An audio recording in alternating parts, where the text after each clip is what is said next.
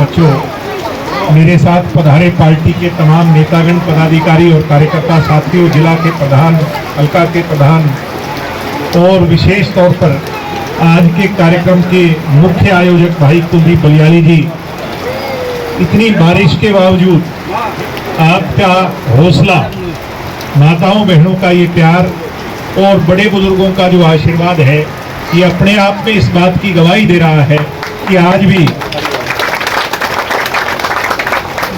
युग पुरुष चौधरी देवीलाल जी और बाबा साहब की सोच पर चलकर आप उनकी सोच का राज हरियाणा प्रदेश में स्थापित करना चाहते हो। सम्मानित बुजुर्गों, नौजवान दोस्तों, इन नौजवान युवा साथियों को आज पार्टी से जोड़ने आए हैं। अगर पार्टी को मजबूत पुनः खड़ा करना है, वो कहते हैं जब घर बनाते हो तो नींव पहले मजबूत होती है। अब अपन धान की फसल लगाते हैं, पहले पौध तैयार करनी पड़ती है कि नहीं। आज अगर पौध मजबूत होगी तो पार्टी कल को मजबूत होगी कि नहीं होगी।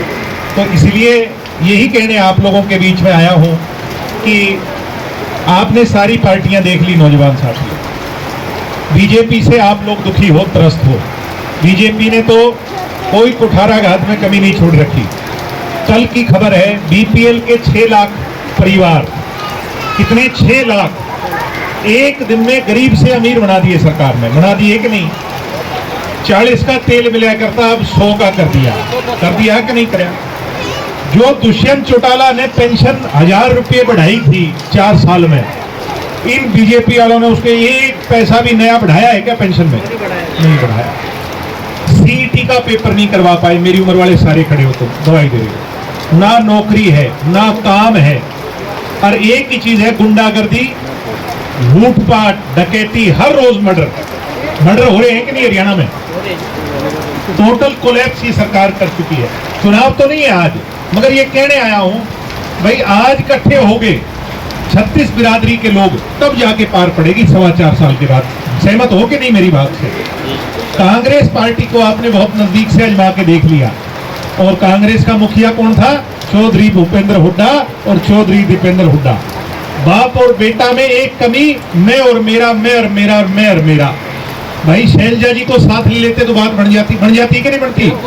लोग तैयार बैठे थे इस पार्टी को, क्या नाम है तुम्हारी, बीजेपी को चलता करने के लिए, लोगों के मन में थी। मगर हुड्डा ने घर पे आई हुई लक्ष्मी रूपी सरकार पैर से ठोकर मार के भगा दी उल्टी। भगा दी कि नहीं? इसलिए आपसे कहूंगा, वैकल्पिक तौर पर अगर भविष्य के अंदर इस बीजेपी से लोहा, पहले भी देख लो 10 सीट आई थी, हमारा तो भाई 10 तक राज नहीं बना करते, राज बनते हैं 45 सीट से। इससे पहले भी टक्कर बीजेपी से हमने ली थी, और भविष्य में 2029 की जब लड़ाई आएगी, आज से आप लोग संगठित हो जाओगे। ऐसे नौजवान जिन्होंने बारिश में, गर्मी में, सर्दी में परवाह ना करते हुए बाबा साहब और चौधरी देवीलाल की ध्वजा को ऊंचा करने का प्रण ले रखा है, वो जब लड़ाई को अपने अंजाम तक पहुंचाने पर आएंगे तो इस धरती की कोई ताकत नहीं। हम 6 महीनों के अंदर 10 सीट जीतने में कामयाब हो सकते हैं। अपनी ताकत को पहचानो। 4.25 साल अगर मेहनत कर ली तो 45 सीट पार कर जाओगे तो दुनिया में। और मैं कुलदीप को, इनके साथियों को इतना कहना चाहता हूं, आज आपके बारिश में भीगे हुए चेहरे, आपके आंखों की चमक, आपका ये संघर्ष, इसको हम भूल नहीं सकते। आज जो मेहनत करेगा, अच्छा टाइम आएगा, आपके मान सम्मान को दिग्विजय चौटाला सवाया करके उठाएगा, ये मेरा वादा है। पहले भी मेरे पास कोई काम आया, कोई कमी छोड़ी है तो बता दे भाई। आगे भी कोई तुम्हारा काम हो, सीधे आओ, काम ले। और एक बात कहना चाहता हूं, इन बीजेपी वालों के पल्ले कुछ नहीं, इनके तो मंत्री भी वो काम नहीं करवा सकते। मैं तो किसी पद पे नहीं हूं, अजमा के देख लियो, आज भी इनसे सवाए हैं। कोई बात हो, मगर संगठित हो।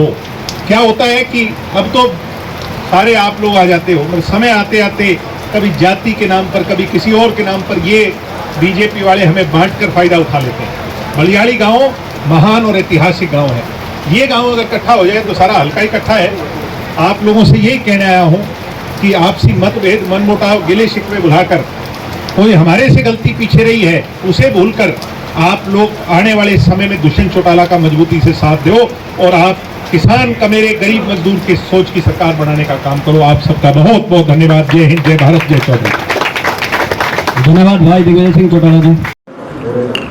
आज बलियाड़ी गांव में युवा जोड़ो अभियान के तहत भारी बारिश के बीच में इतना सफल कार्यक्रम यहाँ के नौजवान साथी भाई कुलदीप और उसके सभी साथियों ने, ग्रामवासियों ने मिलकर के करवाया।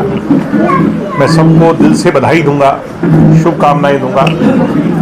इनका जोश, बारिश के अंदर भी इतनी बड़ी संख्या में आना, गांव की महिलाओं का आना, बुजुर्गों का आना, ये इस बात का सीधा प्रमाण है कि भविष्य में वैकल्पिक तौर पर अगर इस बीजेपी का कोई मुकाबला करेगा, प्रदेश की जनता को किसी पर विश्वास है तो दुष्यंत चौटाला पर, और जनता मजबूती से दुष्यंत जी का साथ देगी। 4.25 साल अभी शेष हैं, दिन प्रतिदिन मेहनत कर करके प्रदेश के प्रत्येक नौजवान को पार्टी की मुख्य धारा से जोड़ने का काम करेंगे, लोगों को पार्टी के साथ लामबंद खड़ा करेंगे, पार्टी को मजबूत। तो सर, आज जो बीजेपी सरकार के दौरान मजदूर, किसान, छात्र, महिला हर प्रकार से परेशान है, उसके बारे में क्या कहना है? और आज जो हिसार के अंदर जो प्रकरण चल रहा है उस पे आपकी क्या प्रतिक्रिया है? हिसार में कौन सा? जो HUE वो तो हो लिया, HUE वाला तो एक 12 क्वार्टर का भी हुआ है वाल्मीकि समाज में। हर वर्ग, चाहे वो लेबर तबका हो, चाहे वो किसान हो, कमेरा हो, मजदूर हो, हर वर्ग इस सरकार से दुखी है। 6 लाख BPL के कार्ड एक दिन में काट देना इस बात की गवाही दे रहा है कि सरकार किसी न किसी तरह अपने पैसे को बचाने के लिए, अपने खजाने को बचाने के लिए किसी भी हद तक जा सकती है। एक्साइज पॉलिसी इनकी टोटल फेल कर गई, अपराध इनका आज चरम पर है। CT तक का पेपर सरकार अभी तक नहीं करवा पाई। मैं कितनी गिनवाऊं उतनी कम।